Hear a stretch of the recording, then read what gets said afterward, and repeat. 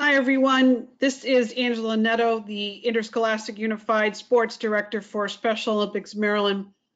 Tonight's webinar is going to be talking about unified strength and conditioning for all coaches that were unable to have a district rep or just need a little extra reminders of a few things. This presentation will cover what's on this PowerPoint to include all kinds of new things, fun things, rules, forms, and I'll also throw in the handbook and just kind of go over a couple of few things there. It all should take about 35 to 40 minutes. So with that, I'm going to get started and go and talk about my favorite thing that's coming up. So in January, we have the Cool Schools Plunge. And that's Thursday, January 23rd. So for all of you high school coaches out there, and I know you've heard us talk about this, but kids love it. It's a great fundraiser. It's a great whole school engagement. Those of you who are wanting to be part of the Unified Champion Sports Program, and it's just great memories here in the making. So they're gonna plunge in the bay from between 10 and 1. And you see the little, bear, the cold. So yeah, that we're kind of funny like that. So the contact for all this is Jessie Thompson, and her email and phone is listed at the bottom. So consider doing the plunge with us. What are the benefits of doing the plunge? Couple things. There are some cool prizes, and the more you raise, the bigger the prize. As you can see here, there's up to 7 levels. We have had some students over the years, past couple of years, to get up to level 5 and level 6. So it's possible. But I do know that minimally, when I used to work in Anne Arundel County, at one of my high schools, it was a very big event, and you saw a lot of the students walk around with the sweatshirts and the pop sockets for their cell phones. So as a reminder, Jessie's information is at the bottom, and we've got amazing amounts of other events going on within that day for our kids. We've got food trucks, we got live music. I mean, it's just an incredible experience and just something fun for everybody. So you're having trouble getting there, don't know how you're going to be able to get there? Well, the school team that fundraises together, travels together. We want to make sure that you are not left behind. So we are going to cover the cost of your bus. Here's how you qualify though. 40 students need to be pre-registered online and assigned to a team. Each team must be raising a minimum of $3,000 per bus. So individually, that's about $75 per person. So one team raises 6 with 80 plungers, so SOMD will reimburse the transportation $1,000. So don't think that there are any barriers here. We will find a way if this is something that your school would like to do. And again, Jessie's information is right at the bottom. So this is something that I want to bring to everybody's attention that you may have heard about, or you may have seen somewhere, but you really weren't sure. So the National Federation of High School Sports is offering a unified sports training. We're not saying it's mandatory. We are strongly encouraging you, though, through Special Olympics, because we're the ones that put the whole thing together, that you take this particular course. And it is free. And so free is good. And there's, if you clicked on the link at the bottom, or you copy and paste the link online, you'll get there. Or if you clicked on the image right here, it'll take you to the Federation website and get you started on the course itself. It is just another tool, another professional development, if you will, as I was a teacher and a coach myself, that to add to your resume, saying that, yes, you are a qualified coach. Our state requires us to, coaches to have your concussion training, your heat acclimatization, all of our sport specific and basics. But to add to your accreditation as a unified coach, with that sports training is a bonus. And if you do take this course and you tell me about it, let me know. I'd like to be able to let SOMD know and get some feedback about it and talk to you more about it. But if you'd like to take it, and remember, it is free. So the other thing I wanted to mention is the athlete leadership. So part of the components of a unified champion school is inclusive youth leadership. And how can we all do this? Well, this is one easy way. Encourage your athletes to become captains. And it's an important part of every team. And it is something that you get better, there's a quote, something you get better at through experience. You've got to trust your instincts. And so these are some great leadership opportunities for our athletes to take on a captain role. I think they would feel very special. I think they'd feel very valued and important if they can take on a specific role and inspire and lead their team.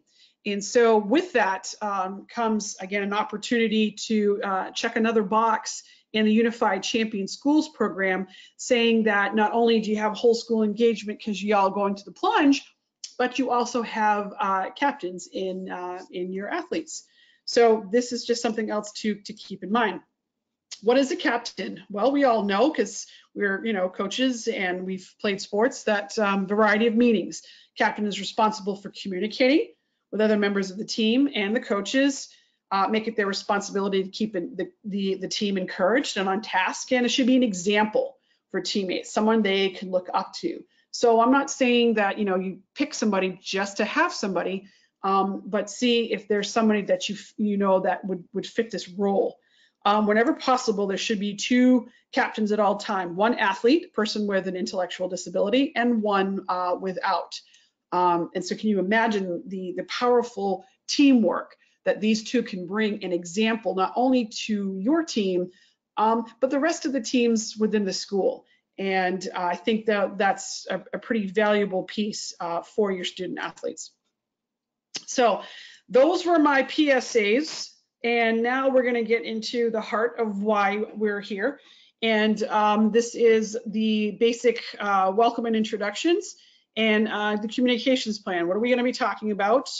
And then what's going on for resources as you go forward in your season. So that's me, Angela Netto. So it's pronounced Netto, like meadow with an M, Meadow with an N in front of it. And that is my email address, anetto@somd.org. That's my office. So if you need to reach me during office hours, I'm in the office usually 8:30 to 4:30. And my extension is 163, or anytime on my cell phone. It is usually attached to me at all times. So that's me, and you will see me definitely at your state invitationals, but hopefully you reach out and let me know when you have some competitions that I'd like to come down and take a look and just be a part of it. So our administrative duties. So here we go with our timeline. Big one right here, December 13th, Friday the 13th, of course, that's tomorrow. Applications for participation and affirmation of eligibility. That all is due tomorrow, and it comes to me. The non-student athletes, these are your adults or minors, they're Class A requirements. These are their protective behaviors, their background information, volunteer information. That's going to go to somebody different, and I'll explain that further on down the line. January 10th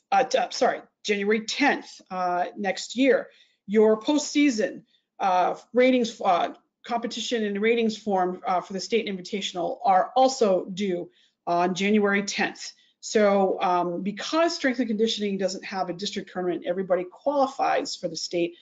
This is especially important that you are keeping track and giving me accurate information to be able to put together the state invitational.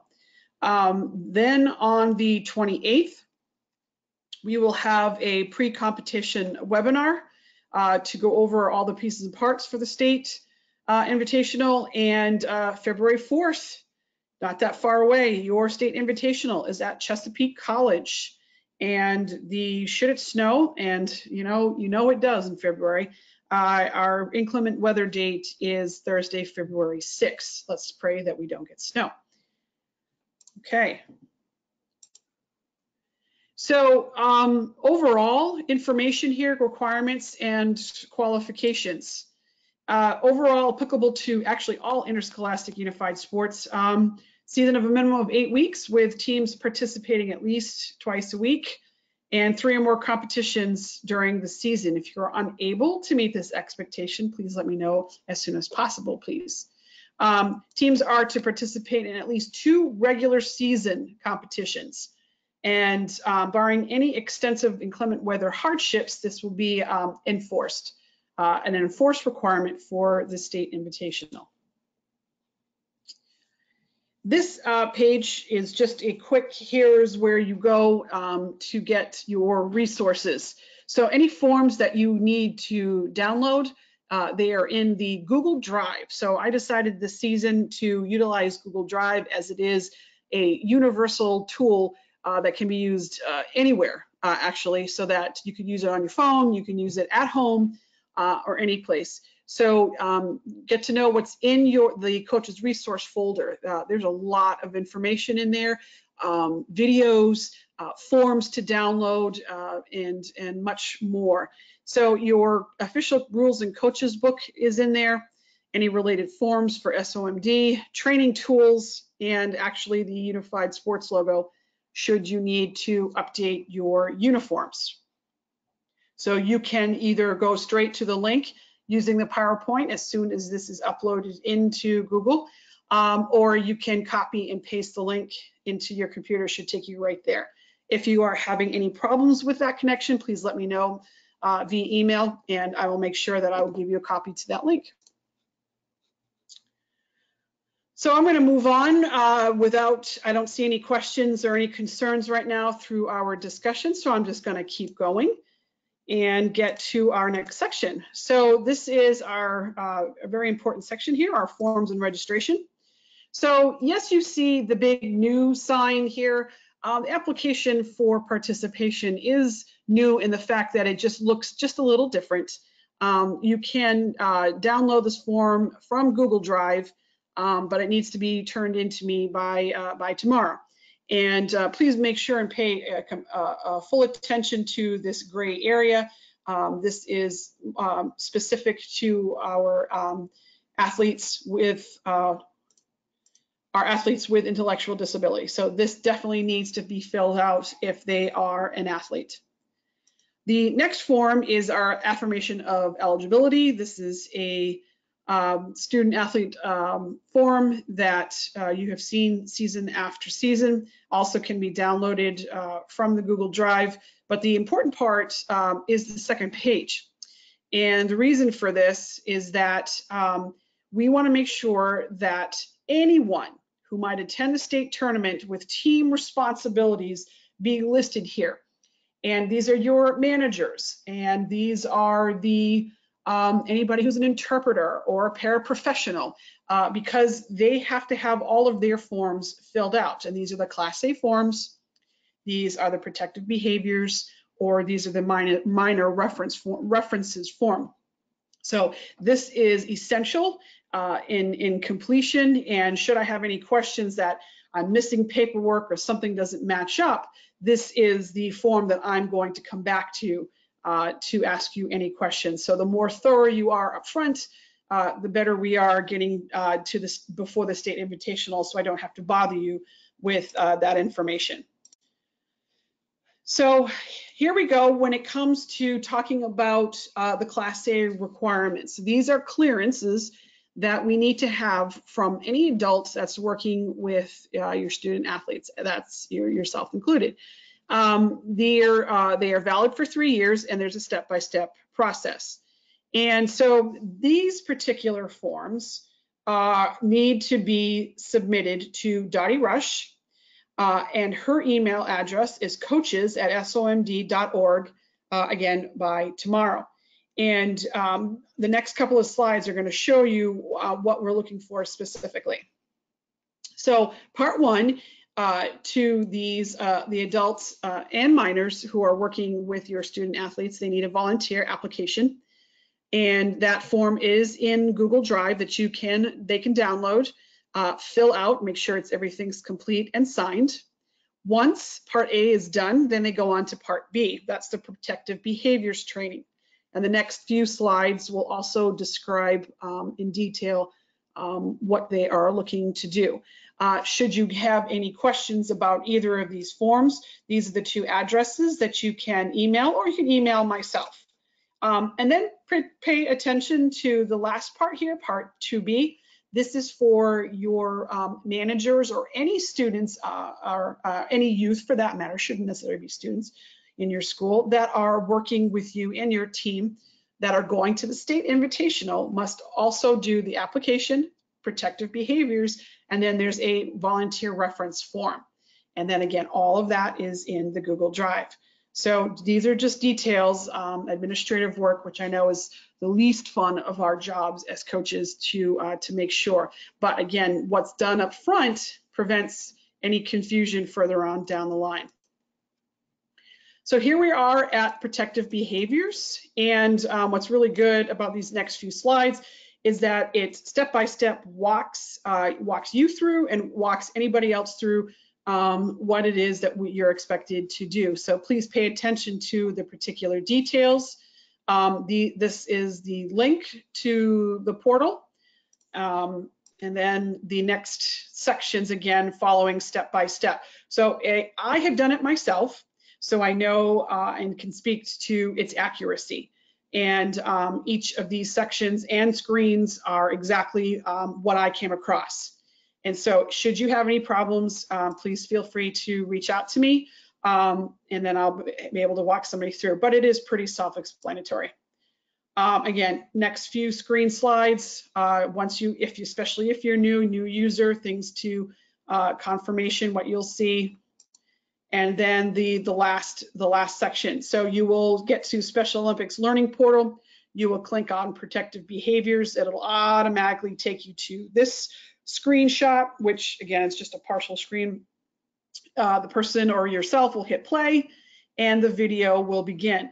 And then once that is done, there is an protective behaviors quiz. Once you have passed that quiz, there generates a certificate, and you will to forward that certificate to, again, Dottie Rush at coaches@somd.org. And anything, just make sure that you look in your clutter or junk mail just in case it accidentally gets sent there as well.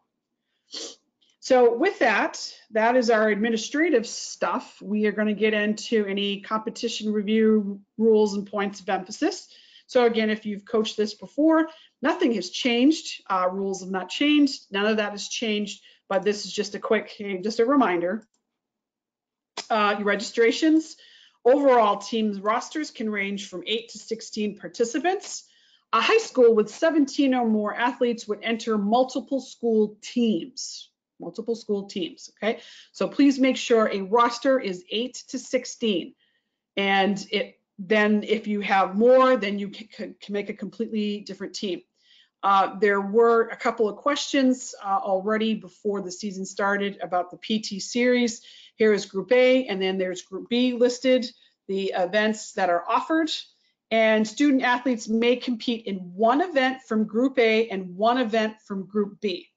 By way of example, a student athlete may compete in one pair registered in indoor cycling and on one pair registered in the deadlift.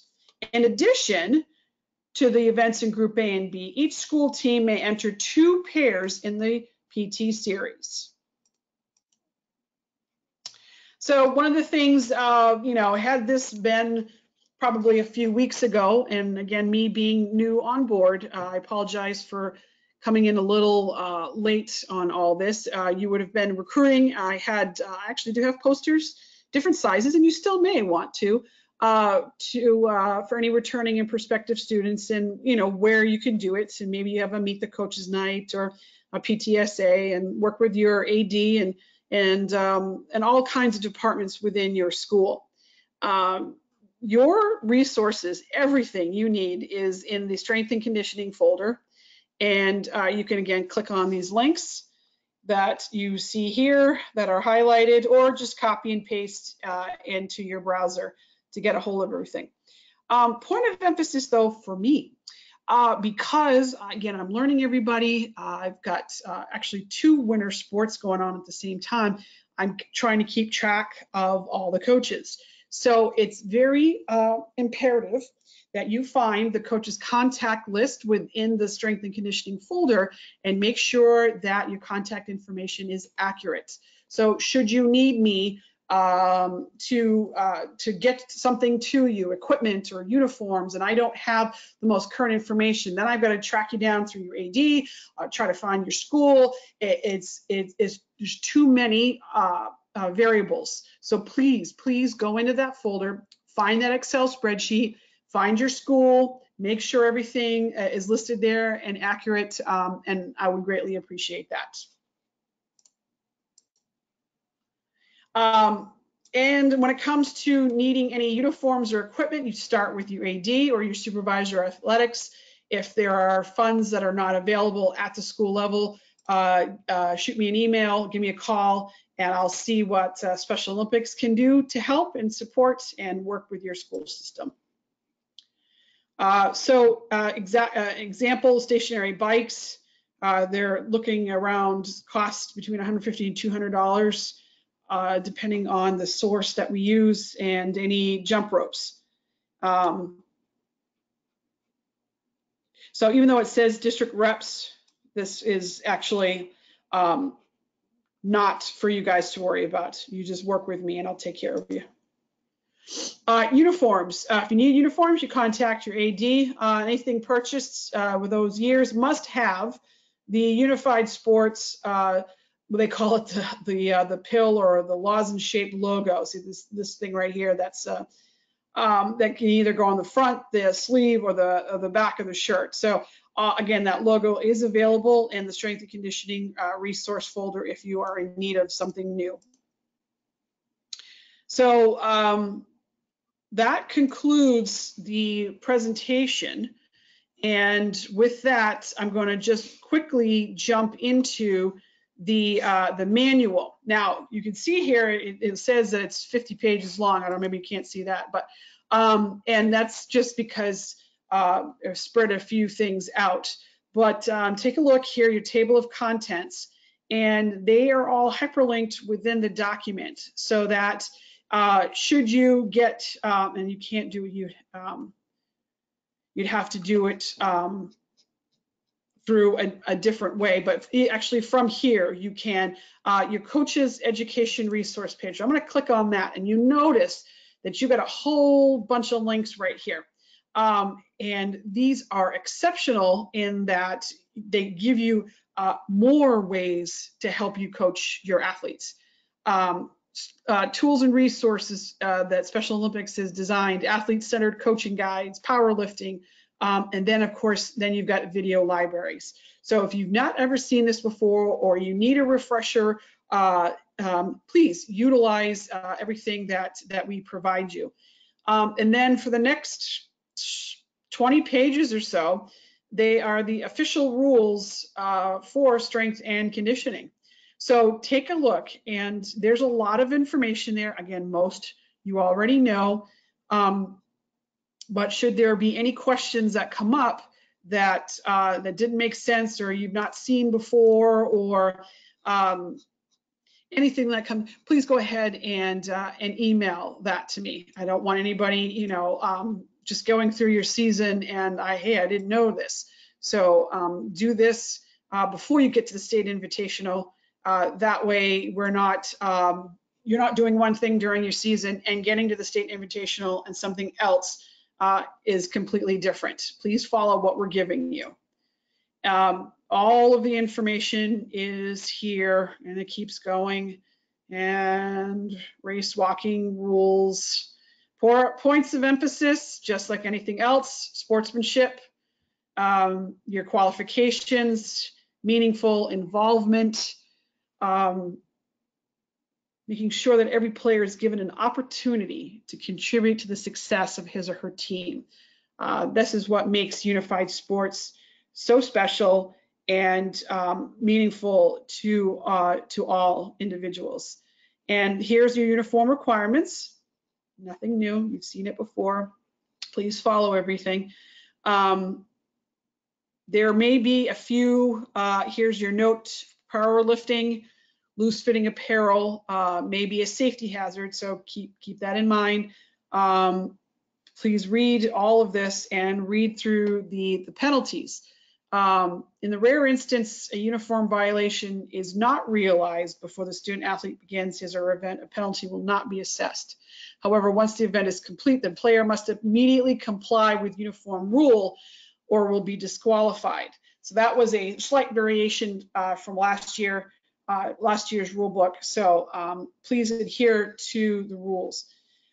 This is a cool little piece that you might want to print out in color or black and white and hang everywhere in school so that everybody knows what's coming up and where you're going, about the schedule, who's involved, and some really neat pictures. So this is another way to get everybody excited at your school and get some support. I'd like to see your student athletes supported by other students within your school. You've seen this form, your competition registration form that you'll need to submit before the state invitational. And then you've got a powerlifting starting lift. The rest of this, again, just explains in detail one more time, just like the PowerPoint did, about the forms, your contact information. This is, again, the entire team for the season. So this is me helping out our Calvert County coaches. And then Katie Schenker is helping out in District 10. Dave Morissette, District 11, and Jen Hill helping out with Wycomico. So hats off to my teammates. I'm very grateful for all the work and the help that they give. Here's my information again. It just shows up everywhere. And as we go further down, you will just see all the supplements, which are all of the paperwork that is needed to be filled out. So again, you can find information in a multiple of locations. They all should look at and say the same thing. If there is anything that you don't understand, anything that doesn't make any sense, again, please feel free, reach out, email, call, anything that you need, send up the bat signal, and I will respond. I have been working with some of the district reps for tennis, and I get back to everybody in a timely manner. And if I don't know the answer to something, which can happen because, again, like I said, I'm relatively new with Special Olympics, then I will find somebody who gives me the answer. So my boss, Melissa Kelly, who had been out on maternity leave, she is back, healthy baby and healthy mom, and we're excited to have her back. So this concludes the entire presentation for strength and conditioning. I wish you all a wonderful season. Look forward to meeting everybody either during your season, but definitely at the state invitational. Take care.